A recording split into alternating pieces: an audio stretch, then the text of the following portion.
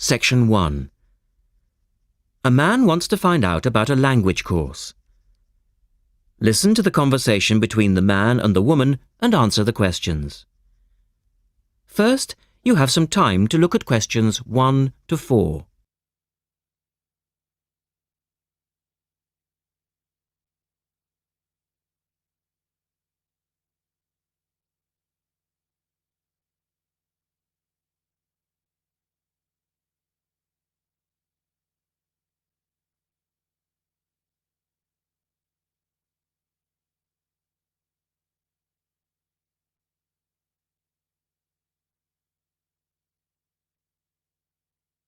You will see that there is an example which has been done for you. On this occasion only, the conversation relating to this will be played twice.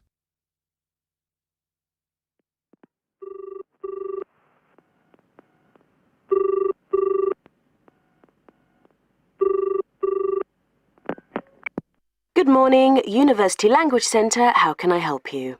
I'm interested in doing a language course.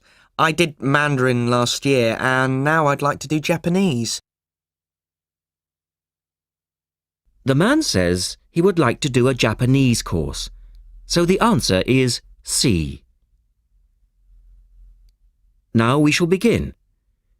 You should answer the questions as you listen, because you will not hear the recording a second time. Listen carefully and answer questions 1 to 4.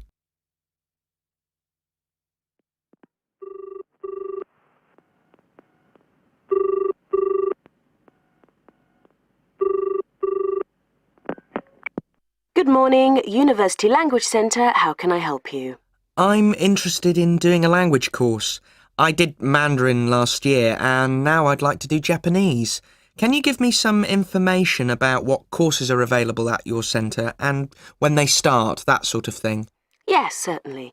Well, we actually offer a number of courses in Japanese at different levels. Are you looking for full-time or part-time? Oh, I couldn't manage full-time as I work every day, but evenings would be fine and certainly preferable to weekends. Well, we don't offer courses at the weekend anyway, but let me run through your options. We have a 12-week intensive course, 3 hours, 3 nights a week. That's our crash course, or an 8-month course, 2 nights a week. I think the crash course would suit me best, as I'll be leaving for Japan in 6 months' time. Are you a beginner? Not a complete beginner, no. Well, we offer the courses at 3 levels: beginners, lower intermediate and upper intermediate, though we don't always run them all. It depends very much on demand. I'd probably be at the lower intermediate level, as I did some Japanese at school, but that was ages ago. Right. Well, the next Level 2 course begins on Monday the 12th of September. There are still some places on that one. Otherwise, you'd have to wait until January or March. No, I'd prefer the next course. The woman asks the man for some details about himself. Look at questions 5 to 10.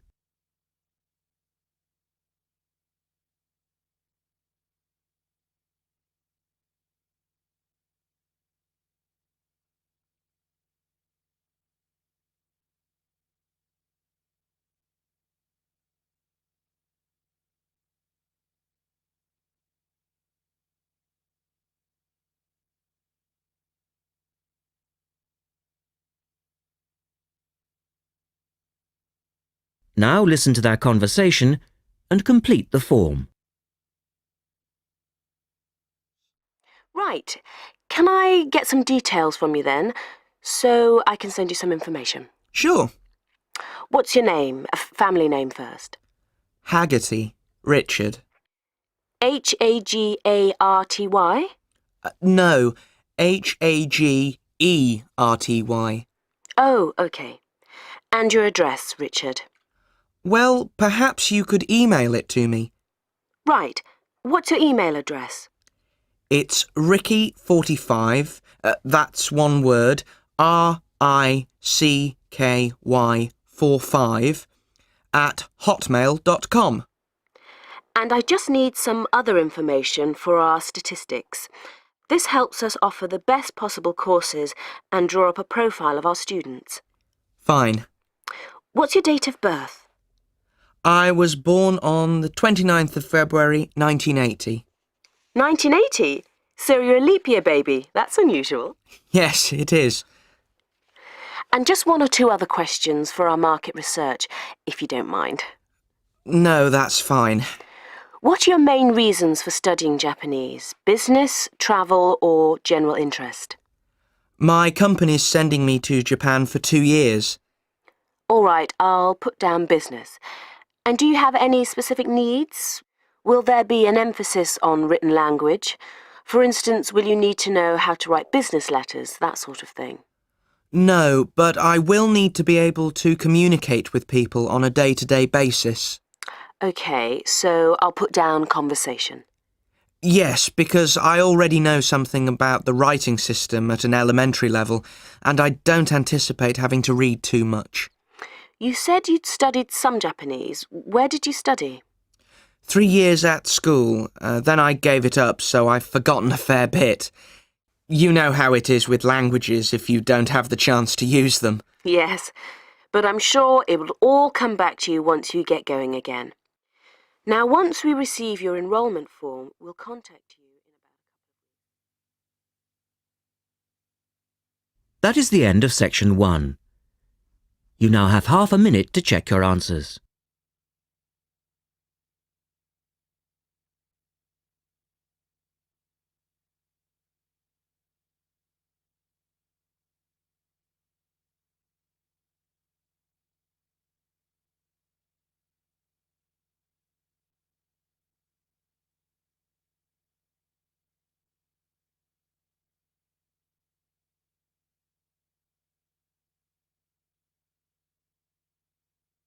Now turn to section 2 on page 54. Section 2. You will hear a man talking on the radio about dogs which help people with their work. First, look at questions 11 and 12.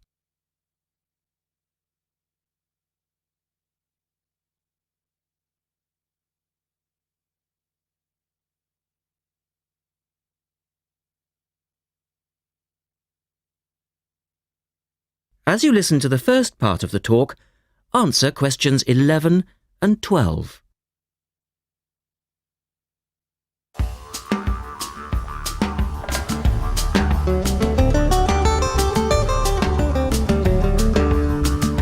Welcome to this week's edition of Countrywide. And today, we're taking a look at a number of different breeds of working dogs. And here to report on the dogs with jobs is Kevin Thornhill. Thanks, Joanne. Well, yes, dogs with jobs is the subject of today's program. Dogs have earned themselves a reputation over the centuries for being extremely loyal. And here's a little story which illustrates just how loyal they are. Just outside the country town of Gundagai in Australia is a statue built to commemorate a dog. A dog which sat waiting for his owner to return to the spot where he'd left him. Well, the story, which was immortalised in a song, has it that the poor dog died waiting for his master, 5 miles from Gundagai, which is where they built the statue. Now that's what I call loyalty. Now look at questions 13 to 20.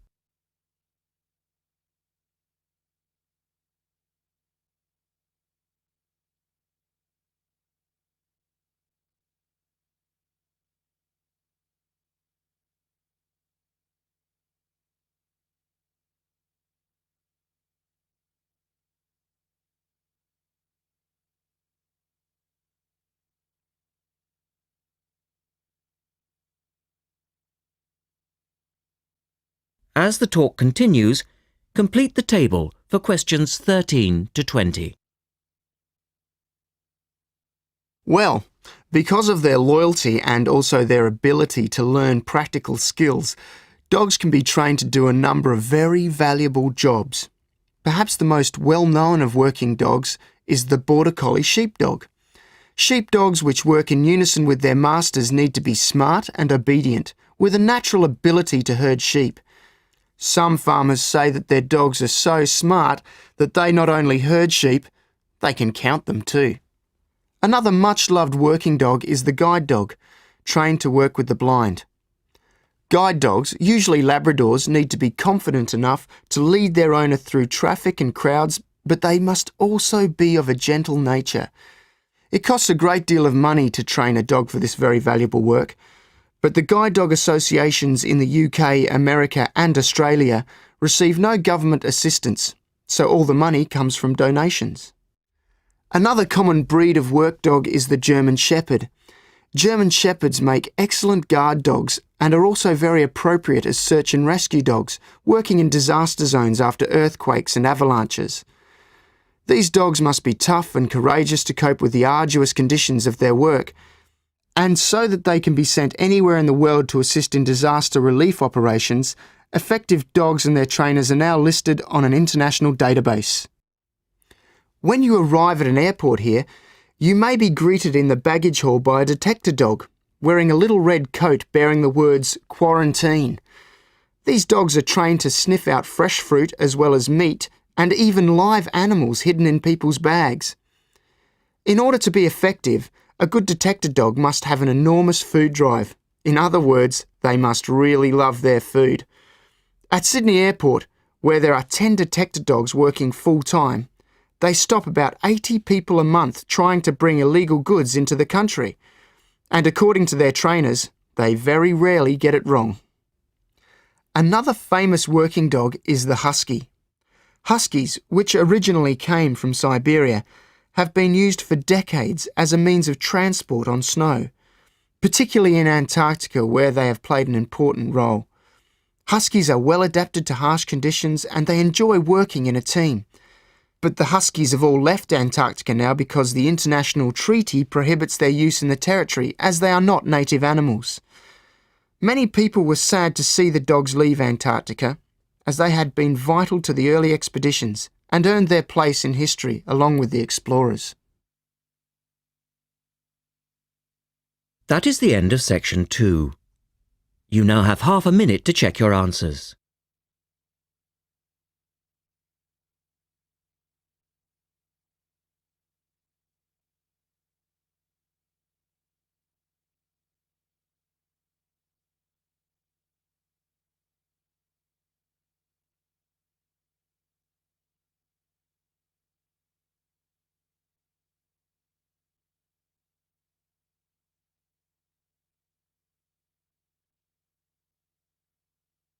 Now turn to section 3 on page 55. Section 3. In this section, you will hear a discussion about a system of writing for the blind known as Braille.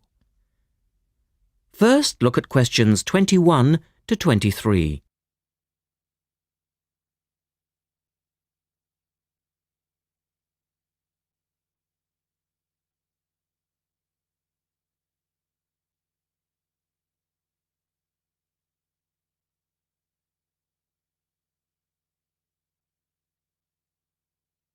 Now listen to the first part of the discussion and complete the notes for questions 21 to 23.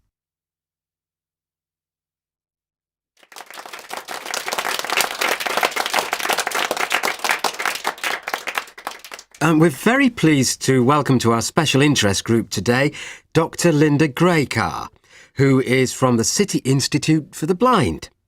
Linda is going to talk to us about the system of writing for the blind known as Braille. Linda, welcome. Thank you. Now, we'd like to keep this session pretty informal, and I know Linda won't mind if members of the group want to ask questions as we go along. Well, let's start with an obvious one. What is Braille, and where does it get its name from? Well, as you said, Braille is a system of writing used by and for people who cannot see. It gets its name from the man who invented it, the Frenchman Louis Braille, who lived in the early 19th century. Was Louis Braille actually blind himself? Well, he wasn't born blind, but he lost his sight at the age of 3 as the result of an accident in his father's workshop. Louis Braille then went to Paris to the National Institute for Blind Children, and that's where he invented his writing system at the age of only 15 in 1824, while he was at the Institute. But he wasn't the first person to invent a system of touch reading for the blind, was he? No, another Frenchman had already come up with the idea of printing embossed letters that stood out from the paper, but this was very cumbersome and inefficient. Did Louis Braille base his system on the first one? No, not really. When he first went to Paris, he heard about a military system of writing using 12 dots. This was a system invented by an enterprising French army officer, and it was known as night writing. It wasn't meant for the blind, but rather for battle communications at night. That must have been fun. Look at questions 24 to 30.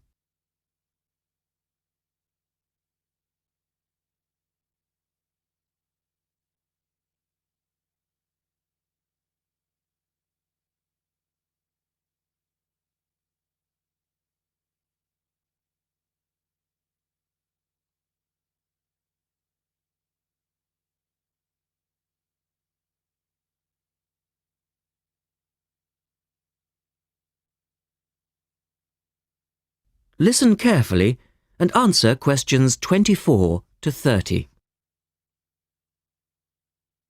Anyway, Braille took this system as a starting point, but instead of using the 12 dots, which night writing used, he cut the number of dots in half and developed a 6-dot system. Can you give us a little more information about how it works? Well, it's a system of touch reading, which uses an arrangement of raised dots called a cell. Braille numbered the dot positions 1, 2, 3 downward on the left and 4, 5, 6 downward on the right. The letters of the alphabet are then formed by using different combinations of these dots. Yes? So, is the writing system based on the alphabet with each word being individually spelt out? Well, it's not quite that simple, I'm afraid. For instance, the first 10 letters of the alphabet are formed using dots 1, 2, 4 and 5. But Braille also has its own short forms for common words. For example, B for the word but and H for have. There are many other contractions like this. So you spell out most words letter by letter, but you use short forms for common words? Yes. Though I think that makes it sound a little easier than it actually is. And was it immediately accepted? I mean, did it catch on straight away? Well, yes and no. It was immediately accepted and used by Braille's fellow students at the school, but the system was not officially adopted until 1854, 2 years after Braille's death. So official acceptance was slow in coming. I suppose it works for all languages which use the Roman alphabet. Yes, it does, with adaptations, of course. Can it be written by hand, or do you need a machine to produce Braille? Well, you can write it by hand onto paper with a device called a slate and stylus. But the trick is that you have to write backwards, from right to left, so that when you turn your sheet over, the dots face upwards and can be read like English from left to right. Oh, I see. But these days, you'd probably use a Braille writing machine, which is a lot easier. And tell us, Linda, is Braille used in other ways other than for reading text? Yes, indeed. In addition to the literary Braille code, as it's known, which of course includes English and French, there are other codes. For instance, in 1965, they created a form of Braille for mathematics. I can't imagine trying to do maths in Braille. Yes, that does sound difficult, I agree. And there's also a version for scientific notation. Oh, and yes, I almost forgot. There is now a version for music notation as well. Well, thanks, Linda. That was most interesting. Now, does anyone have any last questions? Yes. Roughly how long does it take to learn to read Braille? Can you do it in a day? Listen carefully and answer questions 24 to 30.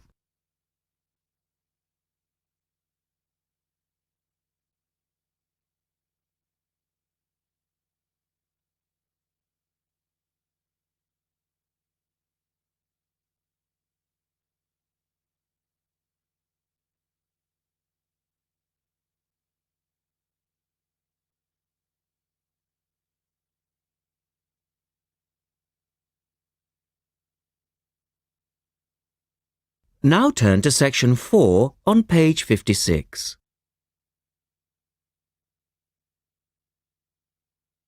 Section 4. You will hear a talk about memory in babies and young children.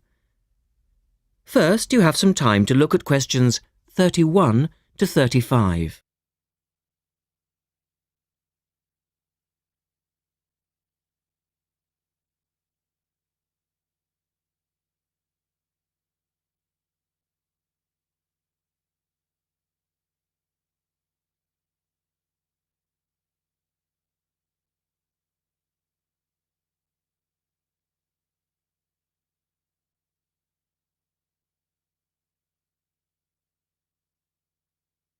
Now listen carefully and answer questions 31 to 35.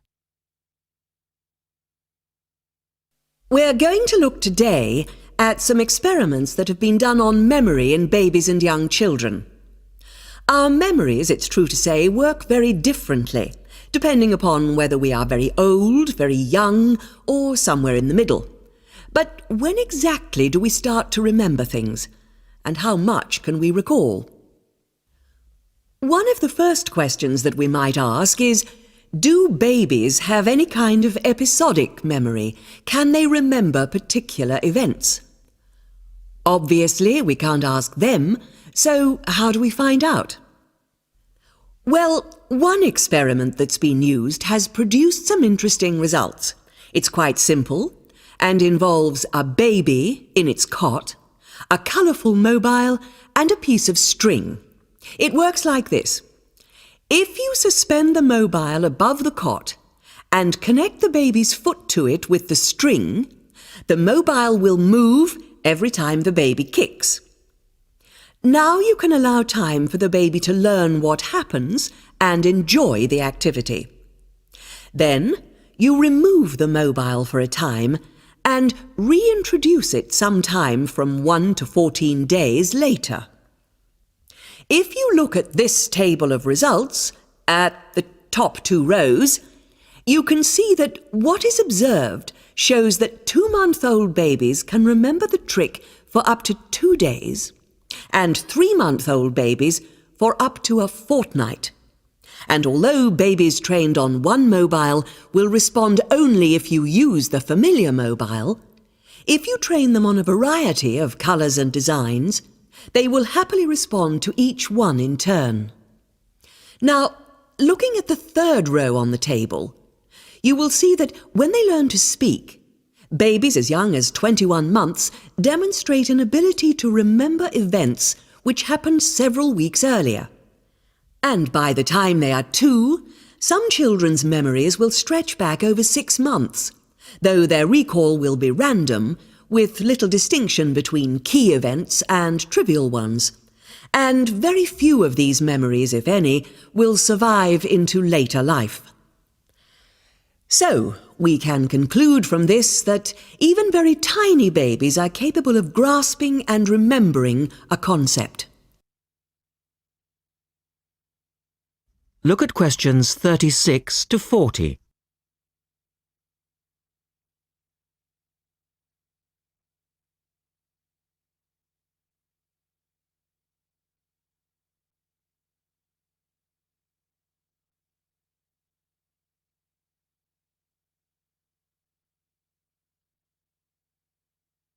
Now answer questions 36 to 40. So, how is it that young infants can suddenly remember for a considerably longer period of time? Well, one theory accounting for all of this, and this relates to the next question we might ask, is that memory develops with language. Very young children with limited vocabularies are not good at organising their thoughts. Though they may be capable of storing memories, do they have the ability to retrieve them? One expert has suggested an analogy with books on a library shelf. With infants, he says, it's as if early books are hard to find because they were acquired before the cataloguing system was developed. But even older children forget far more quickly than adults do. In another experiment, several 6-year-olds, 9-year-olds and adults were shown a staged incident. In other words, they all watched what they thought was a natural sequence of events. The incident went like this. A lecture, which they were listening to, was suddenly interrupted by something accidentally overturning. In this case, it was a slide projector. To add a third stage, and make the recall more demanding, this accident was then followed by an argument. In a memory test the following day, the adults and the 9-year-olds scored an average 70%, and the 6-year-olds did only slightly worse. In a retest 5 months later, the pattern was very different. The adults' memory recall hadn't changed, but the 9-year-olds had slipped to less than 60%, and the 6-year-olds could manage little better than 40% recall. In similar experiments with numbers, digit span is showed to vary enormously. That is the end of section 4. You now have half a minute to check your answers.